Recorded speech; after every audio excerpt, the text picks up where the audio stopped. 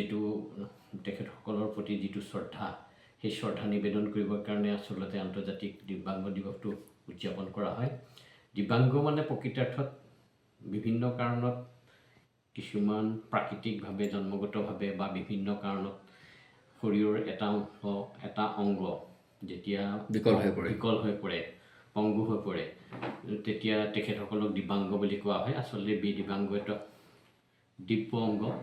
ভগৱান প্ৰদত্ত অংগ বুলি আমি ভাবিব পাৰোঁ বা ক'ব পাৰোঁ। কিন্তু দুৰ্ভাগ্যৰ কথা, দিব্যাংগ বুলি কোৱাৰ লগে লগে সেই দিব্যাংগসকল নিৰ্দিষ্ট দিব্যাংগ, কিন্তু প্ৰকৃতাৰ্থত আমি দেখা গৈছে লাহে লাহে কিন্তু আমি অকমন্যতাৰ কাৰণে আমাৰ অংগবিলাকো কিন্তু জেনেৰেল মানুহৰ অংগবিলাকো দিব্যাংগৰ দৰে আমি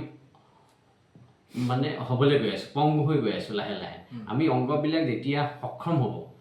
কাৰ্যকৰী কৰি ৰাখিব, তেতিয়া সেই অংগবিলাক পৰিপূৰক হৈ থাকিব, সক্ষম হৈ থাকিব। আৰু অংগবিলাক আমি যেতিয়া ব্যৱহাৰ নকৰিম, বৰ্তমান আমাৰ যিটো দেখা গৈছে সমাজ ব্যৱস্থা কিন্তু লাহে লাহে আমি দিব্যাংগ বা পংগু ফালে গৈ আছোঁ, কিন্তু অকমন্যতাৰ ফালে গৈ আছোঁ। অংগবিলাক আমি শৰীৰত অংগবিলাক দিছে ভগৱানে আমি সঠিক প্ৰয়োগ কৰিবৰ কাৰণে, অংগবিলাক ব্যৱহাৰ কৰিবৰ কাৰণে, কিন্তু আমি অংগ ব্যৱহাৰ নকৰোঁ,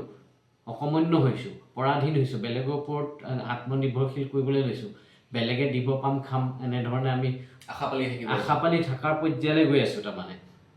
যেনেকৈ পংগুসকলক আমি দিব লাগে, সহায় কৰিব লাগে, কিন্তু আমি সুস্থ সবল মানুহেও কিন্তু আশাবাদী ৰৈ থাকোঁ বেলেগৰ পৰা আমি দিব পাম খাম বুলি। আমি নিজে পংগু হৈছোঁ। তাতে কি হয়, আমাৰ মগজুটোৱে গোটেই শৰীৰটো নিয়ন্ত্ৰণ কৰি ৰাখে, গম পাইছেনে? শৰীৰটো নিয়ন্ত্ৰণ কৰি ৰাখিবৰ কাৰণে, শৰীৰটো সুস্থ কৰি ৰাখিবৰ কাৰণে আমাৰ টোপনি ভাল হ'ব লাগিব, খাদ্যাভ্যাস ভাল হ'ব লাগিব, ৰেষ্টৰ প্ৰয়োজন থাকে। অতিৰিক্তভাৱে ধৰি লওক তেখেতে কষ্ট কৰিছিলে, পৰিশ্ৰম কৰিছিলে, সেইটো কাৰণে তেখেতৰ হয়তো হৈছিল বুলি মই অনুভৱ কৰোঁ। তাৰ উপৰিও বৰ্তমান কি হৈছে, আমাৰতো সমাজ ব্যৱস্থাত কি হৈছে, সমাজ ব্যৱস্থা বিশৃংখলতাৰ ফালে গৈছে, দুশ্চিন্তাৰে ভৰপূৰ হৈছে যুৱ প্ৰজন্ম। আৰু ধৰি লওক অখাদ্য ভক্ষণ কৰিবলৈ লৈছে, বুজিছেনে? এই অখাদ্য ভক্ষণ কৰা দুশ্চিন্তাৰ ফলতেই মেমৰি যিটো স্নায়ুকোষৰ এক্টিভিটিটো কমি যোৱাৰ কাৰণে হয়তো এনেকুৱা এটা মৃগী বেমাৰ, মগজুৱে ধৰি লওক মগজুৱে বস্তুটো যেতিয়া যিটো সময়ত অস্বাভাৱিক আচৰণ এটা দেখুৱায়, গম পাইছেনে? অস্বাভাৱিক আচৰণ দেখুৱায় মৃগী বেমাৰ হ'লে, চেঞ্চলেছ,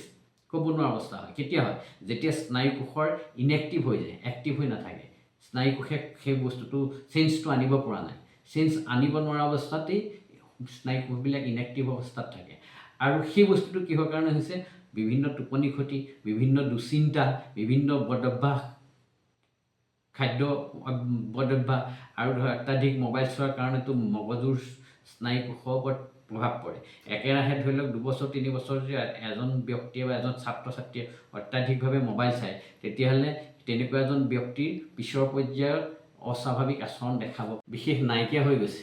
যিসকলে আমি কেৱল আনৰ ওপৰত নিৰ্ভৰ কৰোঁ, আনৰ পৰা পাম বুলি ভাবোঁ। দিব্যাংগসকল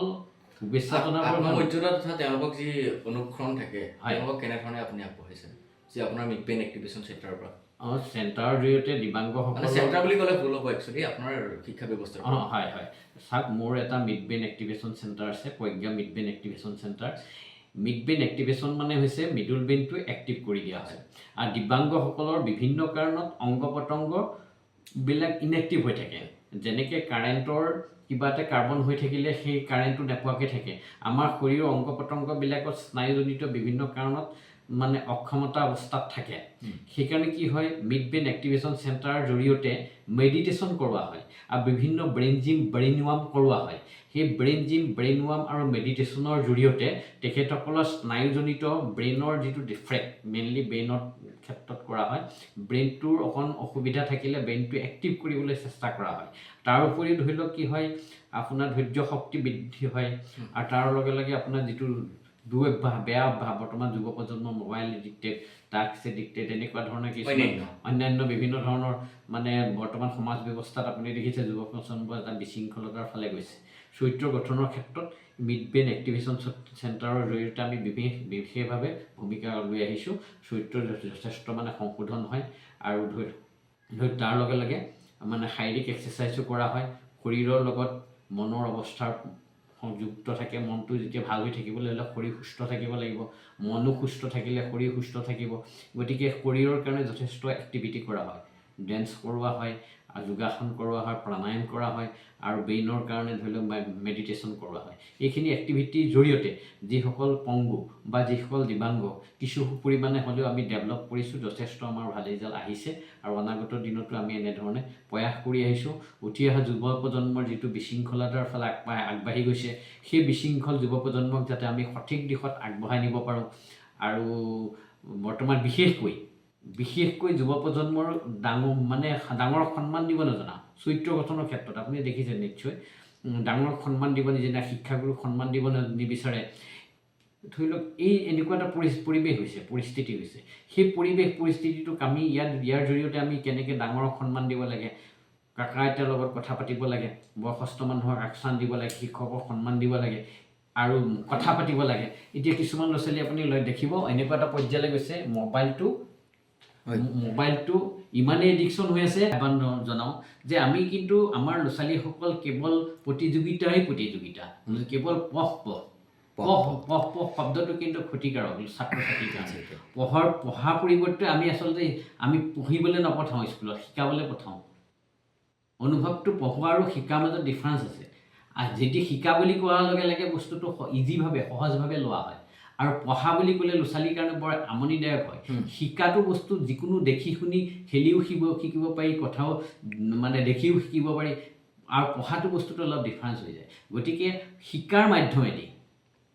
মাধ্যমে যদি আমি স্কুলত পঠাওঁ ল'ৰা ছোৱালীক আৰু ধৰি লওক আপোনাৰ ঘৰতো ধৰি শিকাৰ মাধ্যমেদি শিকাটো কেৱল কিতাপ পঢ়িলে শিকিব নহয় শিকাটো কথা পাতি পেলাইও শিকিব পাৰি বয়োজ্যেষ্ঠসকলৰ লগত কথা পাতিব দিব লাগে যিসকল বয়োজ্যেষ্ঠ মানুহ সেই বয়োজ্যেষ্ঠসকলৰ লগত কথা পাতিলে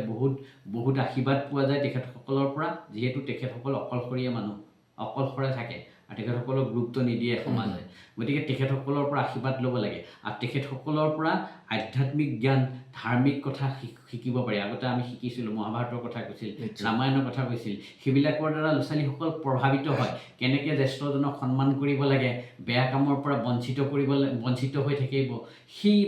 আধ্যাত্মিকভাৱে পৰিপুষ্ট হয় সেইকাৰণে বয়োজ্যেষ্ঠ মানুহৰ পৰা যে আমাৰ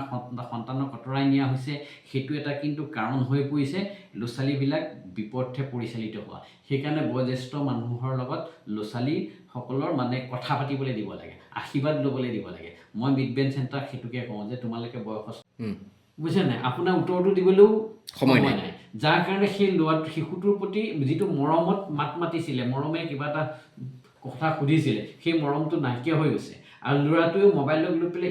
ল'ৰাটো বা ছোৱালীজনী মোবাইলক লৈ ইমান এডিক্টেড হৈছে কাৰোবাৰ নিজৰ মানুহকো ক্ৰমান্বয়ে গুৰুত্ব নিদিয়া অৱস্থা হৈ গৈছে কিন্তু ছাৰ আজি যিহেতুকে 3 ডিচেম্বৰ তাৰিখটো দিব্যাংগ দিৱস হিচাপে পালন কৰা হয় কৰি অহা হৈছে প্ৰত্যেক বছৰৰে কিন্তু প্ৰতিগৰাকী দিব্যাংগৰ প্ৰতি আপুনি কেনেধৰণে তেওঁলোকক উৎসাহ তথা তেওঁলোকক অৰিহণা যোগাব বা তথা শুভেচ্ছা জ্ঞাপন কৰিব ছাৰ তেখেতসকলৰ প্ৰতি শুভেচ্ছা মোৰ এইটোৱেই থাকিল তেখেতসকল আচলতে কিবা দুৰ্ভাগ্যবশতই হওক বা জন্মগতই হওক দিব্যাংগ হৈছে যদিও সাধাৰণ যিসকল